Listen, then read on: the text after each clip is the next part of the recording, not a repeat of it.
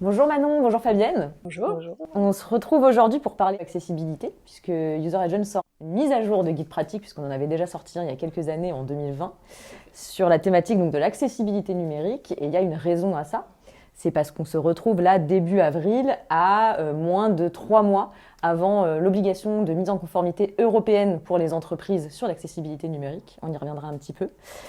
Donc on est là aujourd'hui pour se parler de l'étude, pour se parler de l'accessibilité numérique, que vous nous donniez quelques tips, quelques conseils pour les entreprises qui auraient besoin de se mettre potentiellement en conformité bientôt, et nous éclairer un petit peu sur le concept en lui-même, qui reste parfois un peu obscur pour beaucoup.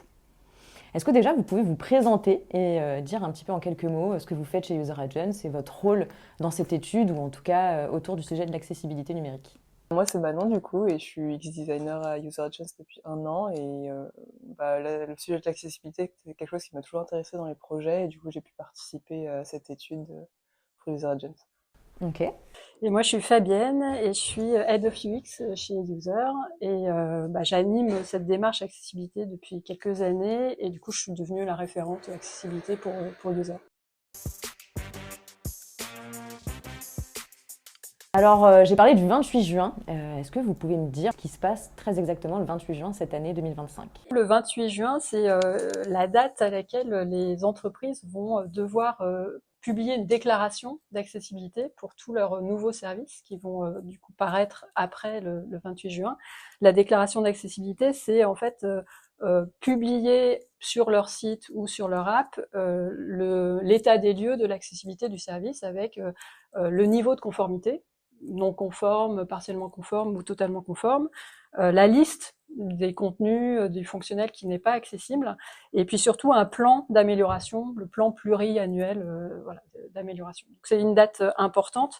Il faut voir que ça touche maintenant quasiment toutes les entreprises, parce que il suffit d'avoir 2 millions de chiffre d'affaires pour les entreprises du secteur privé et 10 personnes, 10 salariés, pour être soumises à cette déclaration d'accessibilité. Alors qu'en 2023, les critères étaient beaucoup plus restrictifs. C'est évolutif en fait, Voilà, la réglementation, ouais. c'est... Au départ, c'était pour les administrations, et administrations et privées, mais au-delà de 250 millions de chiffre d'affaires. Et maintenant, c'est donc tout le monde quasiment, hein, puisque à 2 millions de chiffre d'affaires dans le e-commerce, on y est vite. Sachant qu'aujourd'hui, il me semble que début 2025, on avait encore 68% des entreprises dans le e-commerce qui n'étaient pas conformes, en tout cas qui avaient un site web qui n'était pas encore conforme. Ça veut dire qu'il y a encore un peu de boulot. En revanche, si j'ai bien compris, ça ne concerne que les nouveaux services digitaux. Et alors, les nouveaux services, en effet, qui sortent à partir de fin juin, donc, mais il y a quand même une subtilité, c'est que les refontes des services existants peuvent être considérées comme des nouveaux services si la refonte est importante. Donc, en effet, refonte et nouveaux services. Les services existants qui n'ont pas bougé, sur lesquels on ne fait pas de travaux en ce moment, effectivement, eux, ils ont une date d'échéance plutôt en 2030. Et qu'est-ce qu'elles risquent les entreprises si elles ne publient pas cette déclaration d'accessibilité au 28 juin 2025? Alors, il y a un risque d'amende, bien sûr, hein, du coup, c'est 25 000 euros d'amende s'il n'y a pas cette publication d'accessibilité, renouvelable tous les 6 mois, s'il se passe toujours rien. C'est 25 000 euros par service aussi. Mais ce qu'il faut voir, c'est que l'impact, c'est pas tant cette amende, c'est prendre un risque avec son image, l'image de marque. Alors, si on reprend un petit peu de recul, parce que là, on se parle évidemment de ce qui va arriver, mais le concept même de l'accessibilité numérique, parfois, peut encore être un peu obscur, comme je disais tout à l'heure, pour certains. Est-ce que vous pouvez nous rappeler un petit peu ce qu'est l'accessibilité numérique, nous rappeler notamment aussi les personnes, le nombre de personnes en situation de handicap en France, d'où vient en fait ces intérêts autour de l'accessibilité numérique? C'est ça, en fait, avant de parler d'accessibilité numérique, on va parler de handicap, et du coup définir qu'est-ce que handicap, parce que on a peut-être tous une notion mais qui est probablement un peu faussée. On va donner la définition d'un handicap: c'est toute limitation d'activité qui est subie par une personne à cause d'une altération d'une fonction physique ou mentale.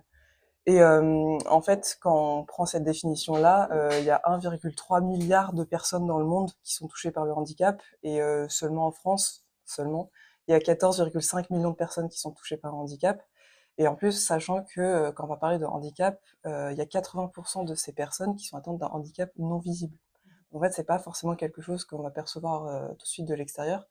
Tout simplement pour te donner un exemple, une déficience visuelle, le daltonisme, tu peux pas dire si une personne est daltonienne ou pas, et sachant que le daltonisme, ça touche quand même 1 homme sur 12.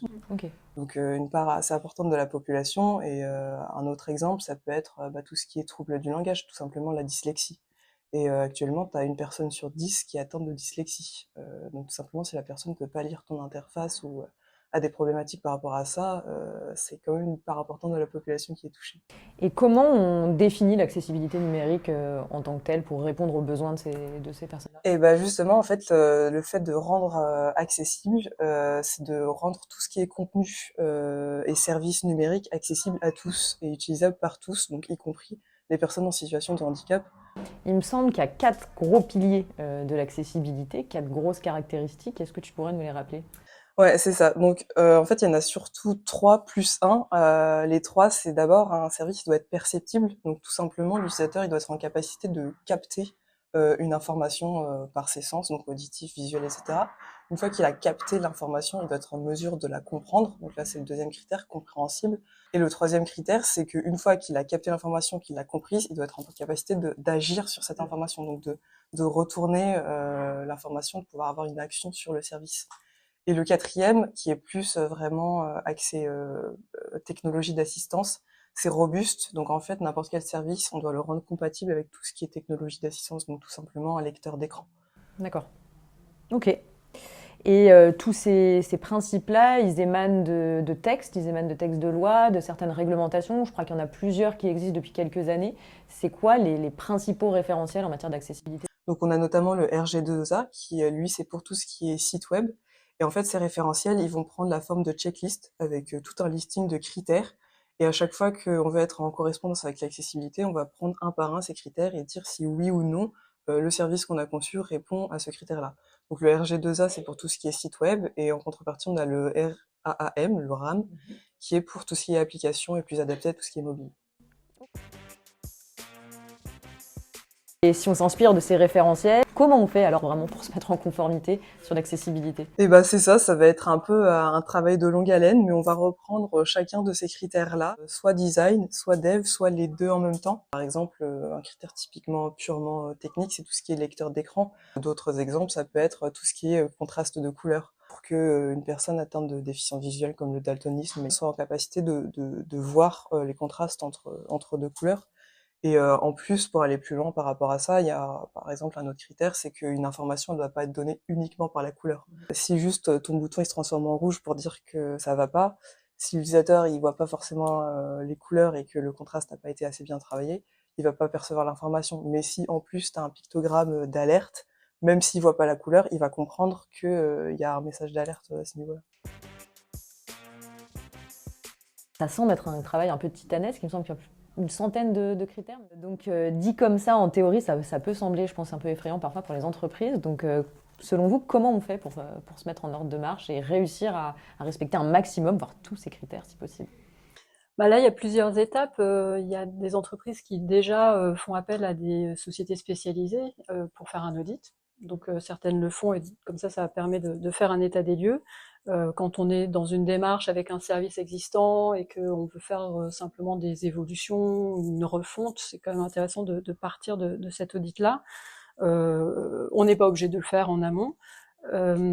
Ensuite, ça passe par une phase de cadrage quand on fait des grosses évolutions ou un nouveau service.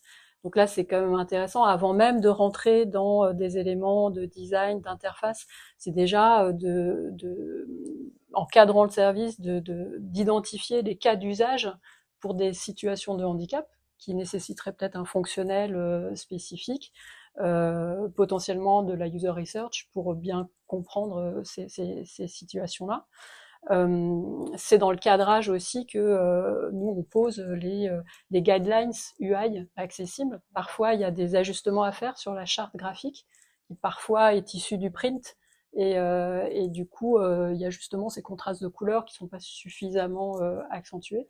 Donc voilà, il y a toute une partie cadrage, la partie conception. Donc comme Manon l'a décrite, où là on est vraiment à veiller à la bonne mise en pratique de ces critères d'accessibilité, et puis évidemment la phase de dev qui continue. Et à l'issue de ça, pour le coup, il faut faire une déclaration d'accessibilité. Donc, l'entreprise qui a été missionnée en amont pour faire l'audit peut, à ce moment-là, faire sa recette et vérifier et donner ce score d'accessibilité qui sera publié.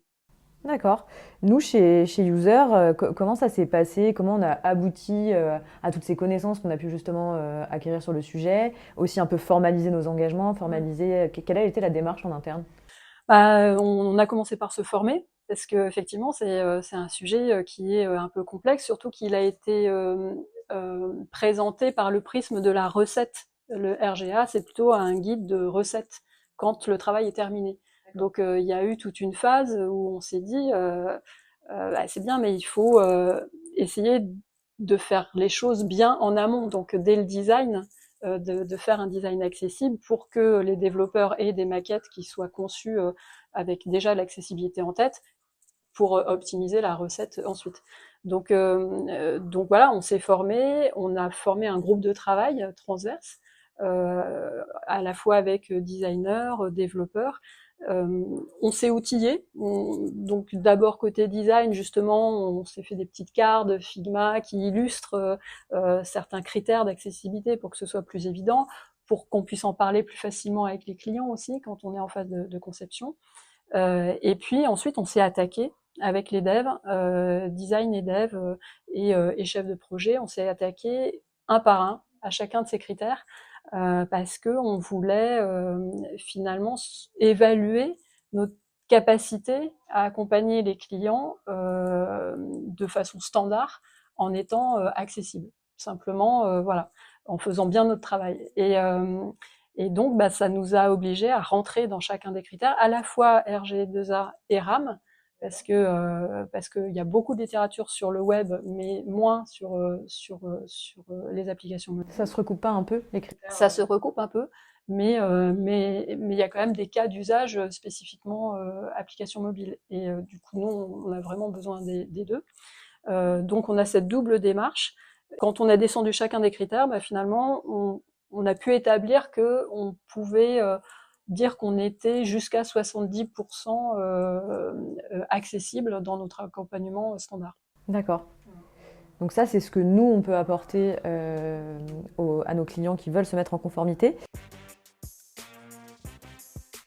Si on estime à peu près le temps humain, le temps financier, enfin les coûts financiers aussi que ça peut représenter, qu'est-ce que ça représente la mise en conformité pour une entreprise? Finalement, c'est un petit peu du travail au long cours comme on le fait d'habitude. C'est juste que dans les sprints de conception, par exemple, on va s'attacher à des discussions parfois sur est-ce que ce point-là, on le respecte ou sciemment on le respecte pas. Mais donc finalement, ça rentre dans le travail normal de l'accessibilité. Il n'y a pas un surcoût, en tout cas pour ceux qui souhaitent pas être accessibles à 100%, ce qui est bien, hein, mais voilà, si on n'a pas envie de mettre un budget spécifique là-dessus, les clients comme nous, on fait bien notre travail en designant et en développant de façon accessible. Oui, en fait, le fait de l'anticiper dès le cadrage, dès la ça. conception, ça permet de gagner considérablement du temps et de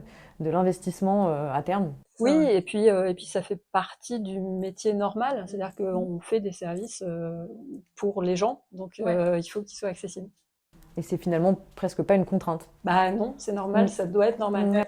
C'est juste qu'on a voulu en fait évaluer quel était sur cette liste des 106 critères, puisqu'il y a un score, déjà quels étaient parmi ces critères ceux qui sont de notre responsabilité, parce que parfois on a des directions achats qui nous disent est-ce que vous êtes 100% RG2A compliant. En fait, tout n'est pas de notre ressort. Tout ce qui est de la thématique du multimédia, des contenus, c'est pas nous qui les contribuons.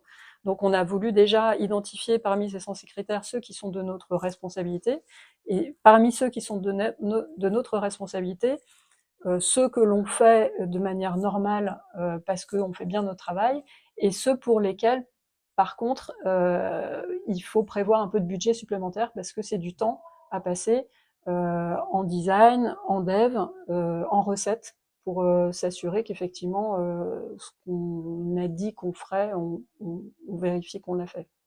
Ok. Voilà.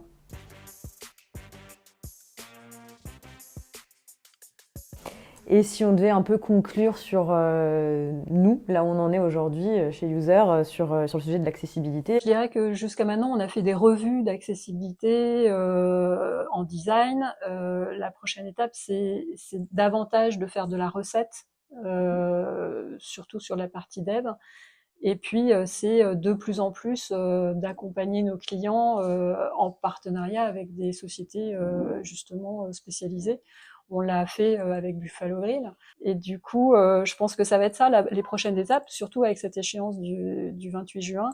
On a un gros projet en ce moment en cours aussi qui démarre, avec un accompagnement d'une société spécialisée aussi.